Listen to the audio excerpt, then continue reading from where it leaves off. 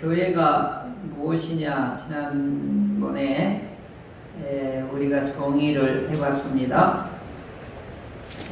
교회는 그리스도의 몸이다. 지난번에 그리스도의 몸이다. 또 하나님의 뭐라고 했죠? 집이다. 뭐 들어도 매일 잊어버릴 거예요. 그 다음에 세 번째는 놀라운 정의예요. 성령의 전이다. 이건 전부 바울이 교회론을 이렇게 정리를 해준 것입니다. 구약시대 때는 이걸 이제 교회라고 그랬죠. 이제 구약시대 때는 이런 부분이 없어요. 구약은 뭐라고 그랬죠? 성전이다. 이제 구약에서는 성전이라고 하면 다 통했어요. 근데 이제 이 구약의 성전이 무너져요. 없어져요. 이 성전 제사를 이 사람들이 우상화하니까 이거 싹 어떻게 보면 없애버려요. 그래서 이 성전이 없어지고 뭘로 바뀌냐면 이제 뭘로 바뀌죠? 회당으로 바뀌죠. 회당으로 바뀌어요. 현재 회당은 기준이 10명하고 플러스예요. 구성단위가. 이게 언제 바뀌냐면 바벨론으로 이 예루살렘 성전이 완전히 무너지고 나서 이 이스라엘 백성들이 경악을 하는 거예요. 어쩌란 말이냐 이렇게 되는 거죠. 근데 하나님은 바벨론에서 새로운 일을 시작하셔요. 그래서 여기는 건물 제사 중심이었단 말이에요. 중심이. 근데 이제 회당으로 갔을 때는 뭘로 바뀌냐면 말씀 중심으로 바뀌어요.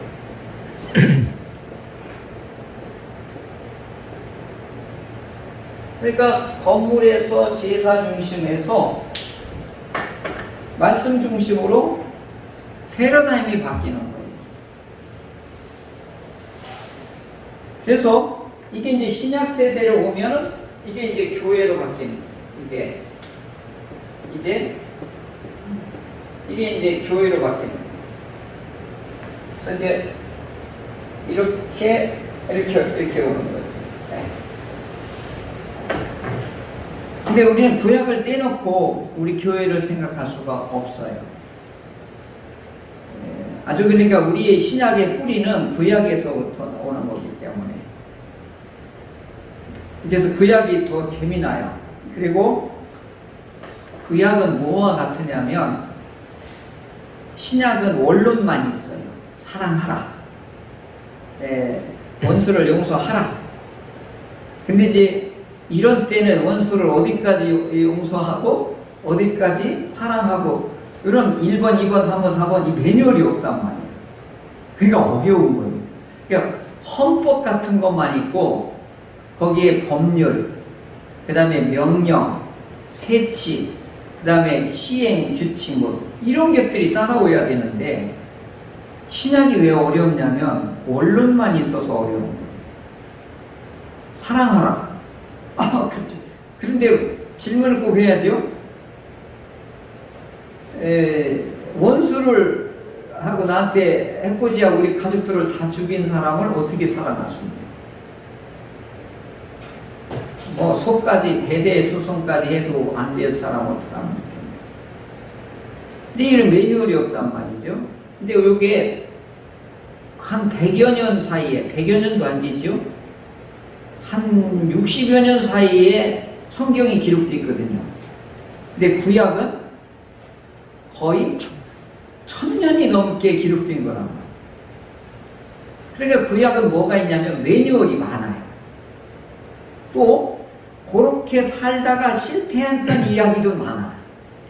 그리고 성공했던 이야기도 있어. 근데 신약은 원론만 있어요. 근데 신약이 굉장히 어려워요. 근데 가르칠 때 보면 신약이 진짜 어려워요. 구약은 역사를 통해서 이 살아왔던 이스라엘 사람들이 살아왔던 이야기들이 거기 나와 있잖아요. 그래서 이런 측면이 있어서 구약의 성전이 무너지고 그 다음에 바벨론에 끌려가서 이제 말씀 중심인 회당으로 이제 형성이 되고, 그래서 이들이 전 세계를 흩어지면서 회당 중심으로 전 세계에 이렇게 뿌리를 내리게 돼요. 그래서 유대인들이 이 지구상에서 멸절되지가 않아요. 그래서 하나님은 아브라함하고 언약한 것을 끝까지 이루시는데, 지금도 그래요. 지금 이스라엘은 안 없어져요. 지금도 예수님을 부정하고 아직도 믿지 않고 제3성전을 지금 지으려고 다 준비를 해놨거든요. 이것도 이제 문제가 되겠지요. 예수님이 성전인데 또 성전을 이렇게 하면 예수님이 어떻게 될까요? 또 무시하 버리는 게 되잖아요. 현재 이런 부분들을 아직도 이제 과제로 많이 남아있는데, 아시리아, 바벨론, 페르시아, 그 다음에 헬라, 로마 다 없어졌어요. 그런데 이스라엘은 지렁이 같은데 아직도 살아있어요. 이거 하나만 봐도 뭐예요? 하나님은 살아계시다. 역사를 통해서 우리가 알 수 있겠죠. 그래서 하나님께서는 저 성전을 중심으로 해서 하나님을 섬기고 하나님을 만나고 하나님께서 주시는 복을 받아 누리라 이렇게 했는데, 그런데 하나님을 전부 우상으로 대체를 해버리는 거예요. 하나님을 안 믿는 게 아니에요. 이렇게 예배를 드리는데 여기다가 불상도 갖다 놓는 거예요. 그리고 또 여기다 또 저기 무당도 갖다 놓는 거예요.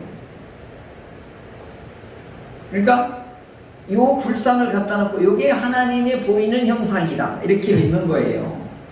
이게 바알이라고 해요. 이 무당은 뭐예요? 아스다르시다. 그러니까 이 사람들이 하나님을 뭘로 믿는 거예요? 나에게 돈을 갖다 주는 수단으로 하나님을 비인격적으로 섬기니까 어떻게 해요? 그렇게 하지 마라. 예언자를 통해서 그렇게 하면 안 된다. 우상이다. 그러니까 이게 하나님이라니까, 하나님은 안 보이시니까 보이도록 한 것뿐이라고 이렇게 변명을 한 거지. 그래서 어떻게 하나님이 샥 아주 그냥 도말해버려요. 그런데 이제 이스라엘 땅에 모든 우상은 없어져요.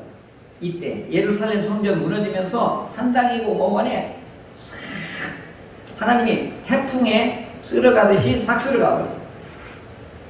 그리고 바벨론에 거기 가서 하나님이 새 역사를 만드시는데, 이때부터 율법 중심으로 이제 역사가 새롭게 바뀌게 되는 것이죠. 근데 이스라엘 땅에 딱 와보니까 이제 우상 이런 게 싹 없어져 버렸어요. 하나님 무서운 분이에요. 한번 우상 쓸어버릴 때는 가차 없어요. 그러니까 오늘 우리가 하나님을 섬기면서 우상을 같이 섬기는 이런 혼합주의적인 이 신앙, 기복주의가 혼합주의거든요. 이게 하나님 가장 싫어하는 거예요. 근데 우리 본성상에 우상 공장이 여기 있어요. 지난주 깔뱅이 여기 이게 공장이라, 우상 공장이라고 했어요. 눈만 돌리면 이게 나옵니다. 눈만 돌리면 이게 나옵니다. 그래서 오늘도 자기 생명을 사랑하는 자, 예수님 그렇게 얘기했지만 자기 심장을 우상화 만드는 경우를 이게 말하는 거거든요.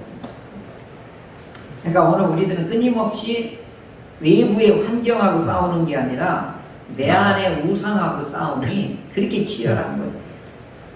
근데 이것이 바르게 되고 이것을 가지고 막 괴로워하고 힘들어하고 오 주여 난 어떻게 하면 좋겠습니까? 이 치열했던 사람들이 하나님하고 깊이 만나는 거예요. 그게 바울이거든요. 이거 어떡하냐고. 눈만 돌리면 이 우상이 살아나오고 막 이 욕망이 살아나고 정욕이 살아나오고 그냥 온갖 이게 막 세 가지 형태로 막 들고 나오니까 그래서 날마다 나는 죽노라. 이게 바울의 진정한 영적인 싸움, 치열한 싸움의 고백이 오늘 우리들에게 그 로마서를 보면은 굉장한 위로가 되는 거예요. 바울이 저렇게 하나님하고 깊은 관계에 있었던 분이 저렇게 치열하게 해서 하나님하고 가까웠구나 하는 걸 알 수 있죠. 그러니까 우리는 태면하게 있으면요 이미 그냥 떠내려가는 거예요. 이렇게. 시대의 시류에. 그래서 거슬러 갈 수 없으면 그냥 떠내려가는 거죠. 그래서 히브리서 기자는 침륜에 빠질까 떠내려갈까봐 주의하라 이렇게 경고를 하고 있는 거죠.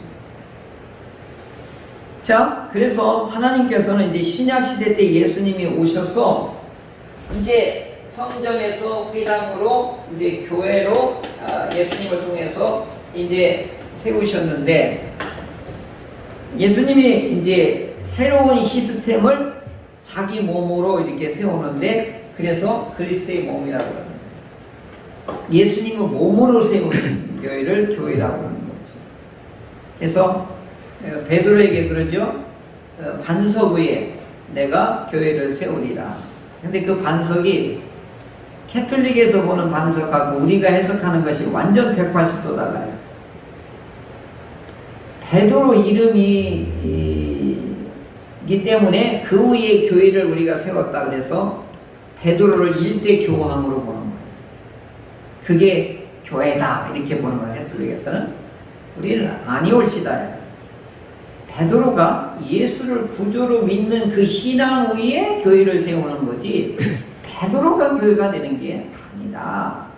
그래서 종교개혁에서 이게 이제 갈라지게 된 것이죠.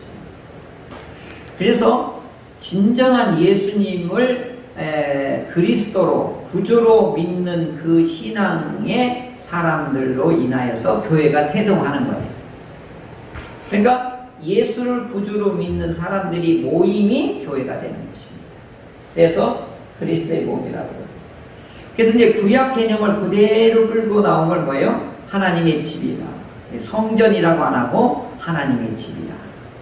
그리고 그 안에는 활력이 있어야 되잖아요. 돌아가는 원동력이 있어야 되잖아요. 그래서 성령의 전이다 라고 바울은 구약의 개념을 그대로 가져와 가지고 이렇게 이제 교회론을 전개하는 것이지. 자, 그래서 그리스도의 몸, 하나님의 집, 성령의 전을 바로 이 신앙 고백 위에 세워진 것이 교회란 말이죠. 그러면은 이제 지교회란 무엇이냐라고 나오는데 이제 우리 헌법상으로 이제 이 교회를 보이지 않는 교회다 이렇게 표현해요. 이건 보이지 않는다. 그 다음에 두 번째 보이는 교회. 교회의 구분을 우리는 크게 보이는 교회와 보이지 않는 교회로 이렇게 구분합니다 라고 해요. 굉장히 이 보이지 않는 교회론을 얘기할 때 설명하기 굉장히 어려워요. 근데 이런 거예요. 보이는 교회를 먼저 설명하면 이와 같이 성도들이 있어. 두 사람 이상이 모여있는 성도들이 모임이 있고 건물이 있어요. 그 다음에 이 예배가 있어요. 기도가 있어요. 그 다음에 예전이 있어요. 이걸 이제 보이는 교회라고 그러는 거예요. 이걸 이제 왜 눈에 우리가 확실히 보일 수 있잖아요. 이걸 이제 보이는 교회라고 그러고, 보이지 않는 교회는 뭐냐? 예수를 구주로 믿는 사람들. 이게 이제 전 세계에 있는데 누가 누군지는 몰라. 그런데 하나님만은 알아. 무슨 얘기인지 알겠죠? 모이지도 않는데 이미 마음에는 누구를? 예수를 구주로 믿는 사람들이 있고, 이걸 그래서 유니버셜 처치, 유주적 교회, 보편적 교회, 이 지상에 다 있기는 있는데 하나님만이 아는 거예요.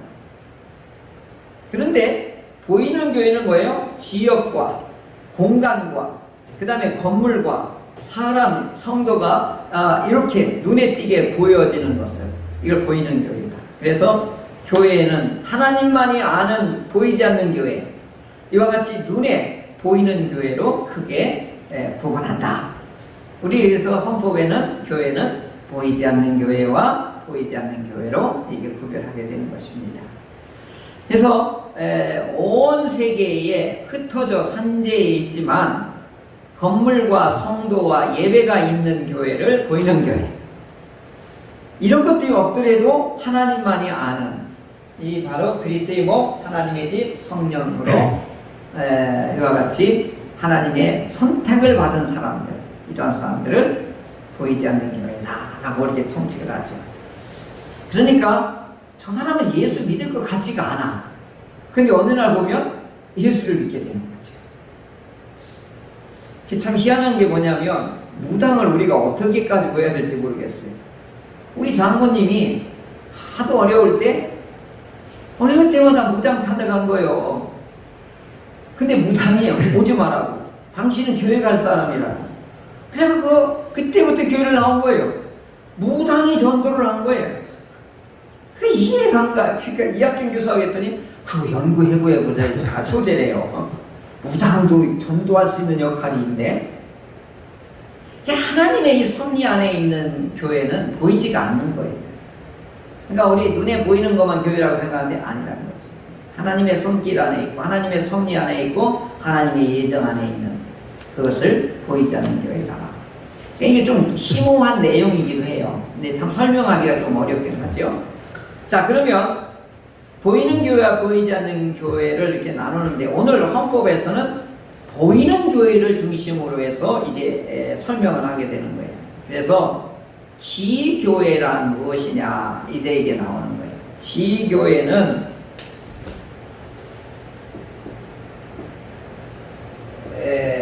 이게 이제 지교회인데, 가지지자예요. 그러니까 지교회라고 하는 건 뭐냐면 그리스도의 몸에서 이렇게 지체로 연결되어 있는 교회다라고 하는 뜻이에요. 이제 조영기 목사님 돌아가셨는데 지구상에서 가장 큰 교회라고 이렇게 우리가 설명을 하고 있는 교회인데, 순복음교회가 개척을 해서 확장하여 나갈 때에 지성전이라는 말을 썼어요. 지성전교회다. 그리고 이제 30주년 기념으로 50주년 기념으로 개척을 하게 되면 지교회다, 이제 이렇게 설명을 했는데, 이건 잘못된 내용이에요. 그리스도의 몸에서 뻗어나온 교회는 다 지교회예요. 모교회에서 개척한 교회를 지교회라고 하는 건 아니다 이 말이죠. 원래 뜻에서는. 그래서 예수를 믿는 이 성도들, 그 다음에 일정한 장소, 그 다음에 이들이 예배하고 성경의 교훈에 따라서 성결한 삶을 살아가는 그 형태를 지교회라고 한다, 이렇게 정의를 하는 거예요. 좀 어렵죠? 네. 근데 쉽게 얘기하면 예배 초소가 있고 성도가 있고 예배가 있고, 그 다음에 성도들이 전도하고, 그 다음에 세상 속에서 하나님의 법대로 살아가는 그런 교회를 지교회라 한다. 그러니까 이 땅에 세워진 교회를 지교회라고 한다. 뭐 큰 교회에서 작은 교회 하나 개척했다고 그게 지교회가 아니다. 이건 잘못된 것이다. 그러니까 이 땅에 세워진 교회는 주님의 몸된 교회에서 뻗어나온 거기 때문에 지교회다, 이렇게 인식을 하면 되겠죠. 그러면 이 용어가 계속 써요. 지교회의 설립은 어느 때 할 수 있느냐, 이제 법으로 정했어요. 그러니까 지교회라는 말을 쓰니까 조금 이게 오래전에 1907년도에 쓰던 용어라 오늘로 말하면 교회 설립은 어떻게 하면 되느냐 이렇게 하면 아주 쉬운데 지교회 설립은 어떻게 되느냐 이렇게 나와요. 세례교인이 15인이 돼야 돼요.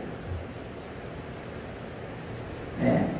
세례교인 15인이 되면 노회에 청원하여 허락을 받으면 교회를 설립할 수 있다 이렇게 되겠습니다. 그러면 세례교인이 15인이 안 되면 뭐라고 부르냐? 이걸 기도처라 이렇게. 자, 지교회의 설립 요건은 가장 중요한 게 뭐죠? 15. 세례교인 15인. 15인. 두 번째, 장소. 이렇게 있어야 돼요. 그런데 장소도 있고, 그런데 이제 15인이 안 될 때, 그때는 교회라고 안 하고 기도하는 곳이다. 라고 이렇게 정의를 우리 교단에서 하게 됩니다. 요즘이 이제 약해지기 시작한 건데 코로나 때문에 기도처가 점점 늘어간다. 이제 이렇게 해서 지금 우리 기독교 전체가 30%가 줄었다고 해요. 아직 정식 통계는 아닌데 지금 아주 굉장한 아주 위기를 지금 우리가 이제 느끼고 있는 것이죠. 이때에 이 교회를 우리 교회가 창립할 때 이제 창립이라는 말을 이게 맞는 말이냐? 창립과 설립이라고 하는 말이 두 가지가 있는데요. 우리 주구에 뭐라고 돼 있죠? 앞에? 창립. 창립이라고 돼 있어요. 설립. 설립이에요. 창립이라는 말은 조금 불경스러워요. 하나님만이 하시는 일을 창립이라고 해요. 그래서 설립은 사람들이 할 수 있는 거고.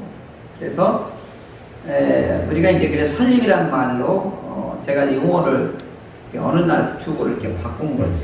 제가 잘못 알고 있었기 때문에. 그래서 창립이라고 하는 말을 사용할 때는 이게 하나님의 권한이란 말이죠. 근데 사람이 뭐 창립하고 말아가는 게 아니라.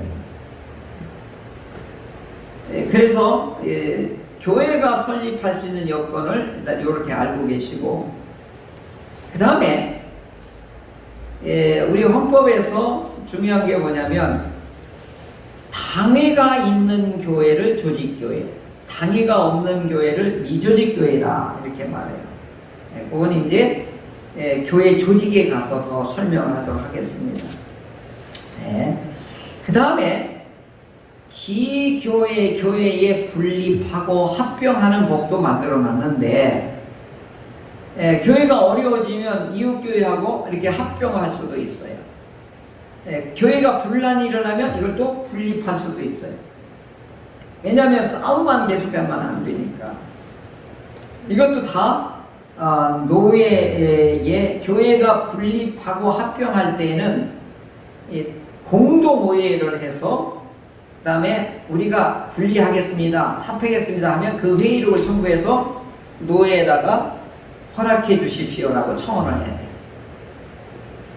그러면 노회가 허락하게 되면 여기에서 이 분립위원, 합병위원들이 목사님들하고 장로님들이 와서 거기서 재산권을 어떻게 할 거냐, 목사님 사례는 어떻게 할 거냐, 교인들은 어떻게 나눌 거냐, 이런 조건을 다 각서를 쓰고 법적으로 해서 재산권, 행정처리, 그 다음에 교인들 이런 것들을 이제 법적으로 이제 하게 되는 것이죠. 그리고 이제 교회가 이제 성도가 없어요. 그럼 폐지를 해야 되거든요. 그러면 우리 교회에 속해 있는 시찰을 경유해서 노회원들이 와서 노회에서 허락을 받아서 이 교회는 이제 설립할 수 있는, 존재할 수 있는 여건이 안 되게 되므로 폐지되었음을 이제 와서 조사해가지고 노회에서 선포를 하게 되면 그 교회가 사라지게 되는 것입니다. 이렇게 이제 우리 헌법상으로 교회를 설립하고 세우고 분리하고 합병하고 폐지하는 절차들을 법으로 이렇게 마련해 놓았습니다. 자, 하나님을 예배하고 하나님을 높이고 하는 이런 과정 속에서도 왜 이 법이 세워졌느냐? 갈등이 일어나지. 근데 이제 이런 법이 없을 경우에는 다 혼란에 빠져버려요. 근데 법이 있으면 혼란 가운데에서도 이걸 질서 있게 정리정돈을 할 수가 있게 되겠죠. 그래서 헌법은 교회가 커지고 어렵고 힘들고 갈등하고 분열되고 막 이럴 때에 이 법으로 정리정돈하고 질서를 잡아가게 되는 것입니다.